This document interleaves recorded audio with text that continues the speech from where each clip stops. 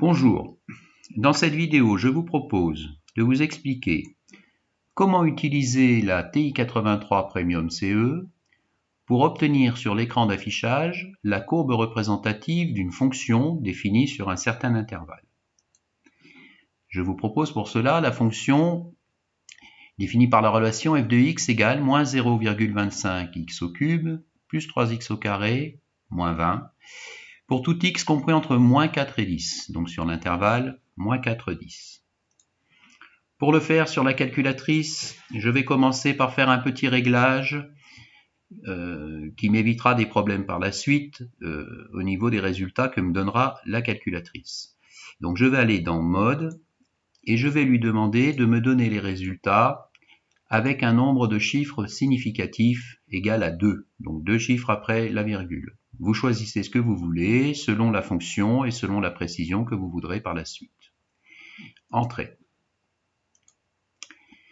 Je renseigne la fonction f de x. Moins, touche de signe, 0,25 x à la puissance 3. Je reviens en ligne, plus 3x au carré, moins 20. Entrée.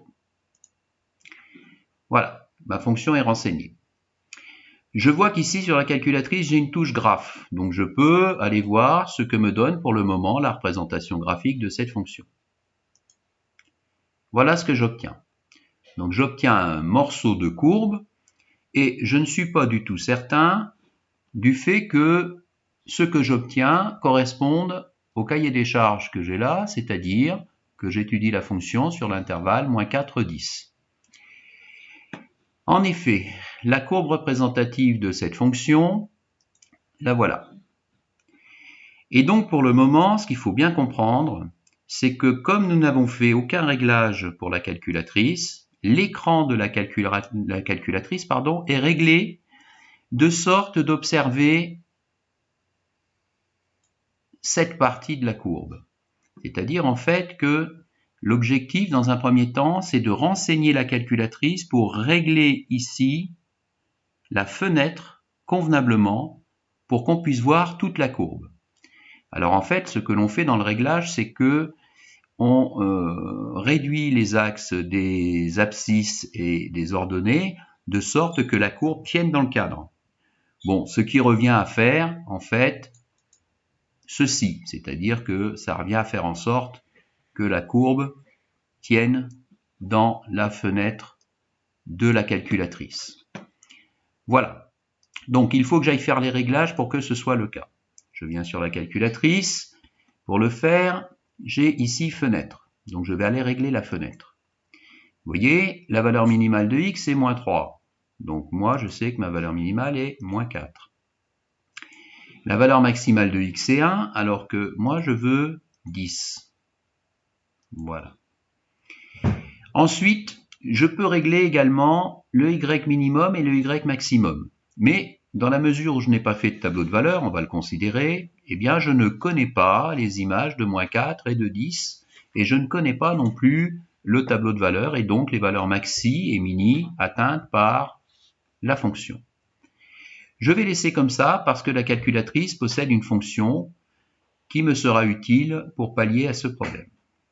Donc, je sors de ce menu et je vais aller lui demander la représentation graphique. Alors là, je suis bien entre moins 4 et 10, mais vous voyez, les Y ne sont pas réglés convenablement. Pour le faire, je vais aller appuyer sur la touche Zoom. Voilà, Zoom. Et dans les zooms qui me sont proposés, eh bien, je vais descendre et j'ai une touche ici, Ajuste Zoom. Il va m'ajuster automatiquement la fenêtre pour avoir la représentation graphique de la fonction telle que vous la voyez là. Voilà. Donc pour la représentation graphique de la fonction, eh bien, cette partie de vidéo est terminée. Il n'y a pas autre chose à faire. Néanmoins, ce que je vous propose, c'est de voir comment utiliser la calculatrice pour compléter cette fois-ci le tableau de variation de la fonction. Alors, cette fonction, eh bien, je constate qu'elle est dans un premier temps décroissante, qu'elle est ensuite croissante sur un certain intervalle et qu'elle est de nouveau décroissante. C'est-à-dire que dans mon tableau, eh bien, je sais que je vais avoir quelque chose qui ressemble à ça, c'est-à-dire une première partie qui est décroissante sur un certain intervalle de x entre cette valeur et cette valeur. Ma fonction est décroissante. Donc, ensuite, ma fonction est croissante sur un certain intervalle entre cette valeur de x et cette valeur de x. Donc je vois bien ici que ma fonction est croissante. Quand x augmente, y augmente. Voilà.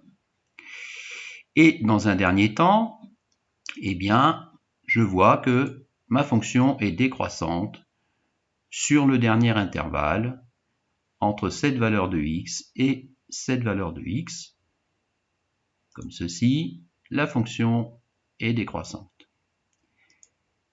Alors, ce qui m'intéresse, c'est de savoir pour quelle valeur de x j'obtiens un minimum ici et pour quelle valeur de x j'obtiens ici un maximum. Parce qu'on va considérer que la lecture graphique, pour le moment, ne me permet pas de le savoir. Pour compléter ce tableau, je sais déjà que ma fonction est définie sur l'intervalle -4, 10. Donc je vais pouvoir placer ici le nombre -4 et ici le nombre 10. Maintenant, ce que je souhaite savoir, c'est quelle est la valeur de x pour le minimum et quelle est la valeur de x pour le maximum. Pour le faire, je vais aller sur la calculatrice. Sur la calculatrice, vous le constatez, j'ai une touche là-haut, calcul en bleu. Donc je vais faire seconde calcul. Et là, il me propose de calculer soit l'image d'un nombre, soit la racine, peu importe, soit le minimum, soit le maximum. Eh bien, je vais lui demander dans un premier temps le minimum. Alors, pour calculer le minimum, il faut que j'encadre le point où se trouve le minimum. Donc, avec mon petit joystick, je vais décaler ce point et je vais dire, voilà, je sais que le minimum, il est entre cette droite, ou cette valeur de x, et cette droite. À peu près, hein, au pif. Voilà, il faut l'encadrer simplement. Valeur initiale, on s'en fout. Hop, il me dit, le minimum, eh bien, il est pour x égale 0, et son ordonnée, c'est -20. Donc, dans mon tableau, cela signifie que pour x égale 0, eh bien, ma fonction atteint un minimum qui vaut -20. Donc, sur la représentation graphique, ça me donne ça. Et le minimum, je le trouve sur l'axe des ordonnées. Il vaut -20. Ensuite, je veux connaître la valeur de x pour laquelle j'ai un maximum.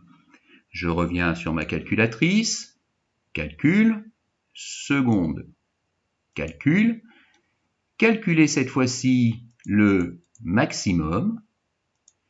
De la même façon, je vais aller encadrer, voilà, avec mon petit point qui se déplace. Le maximum, il est entre cette valeur-là, voilà, à peu près toujours, hein. Faut l'encadrer simplement, voilà. Et puis bon, là, je suis allé un petit peu trop loin, mais ça n'a aucune espèce d'importance, hein. Voilà. La valeur initiale, on la laisse passer, on appuie sur Entrée, et la calculatrice me dit que le maximum se situe pour le point d'abscisse 8, avec une valeur de 44. Je reviens donc sur ma courbe, et je sais qu'ici, pour x égale 8, j'ai un maximum dont la valeur est 44. Sur la courbe, ça se traduit comme ça, abscisse 8 et maximum 44. Que me reste-t-il à faire? Eh bien, pour compléter ce tableau complètement, il me faut avoir l'image du nombre -4 ici et l'image du nombre 10 à cet endroit. Pour le faire, eh bien, je vais aller prendre ma calculatrice et je vais lui redemander les calculs. Seconde, calcul. Cette fois-ci, je vais lui demander l'image d'un nombre. Donc, je vais lui demander quelle est l'image du nombre -4. Entrée. Donc, ici, il me demande quelle valeur de x. Je lui dis moins 4. Et il me dit que l'image du nombre moins 4, vous voyez, il a placé le point là-haut, c'est 44. Donc, qu'est-ce que ça signifie? Eh bien, ça signifie que l'image du nombre moins 4, à cet endroit, c'est 44, ce qui se traduit sur ma courbe de cette façon. L'image du nombre moins 4, 44. L'image du nombre 10, de la même façon, je viens lui demander seconde calcul, calcule-moi l'image, de quel nombre? Eh bien, du nombre 10. Et la calculatrice me dit que l'image du nombre 10 vaut 30, et me place le point ici. Je vais donc renseigner mon tableau de variation en plaçant tout simplement ici le nombre 30, ce qui correspond sur mon tableau à cette situation. L'image du nombre 10, c'est 30. Donc voilà pour la façon de procéder pour compléter le tableau de variation d'une fonction facilement en s'aidant de la calculatrice TI-83 Premium CE. Voilà.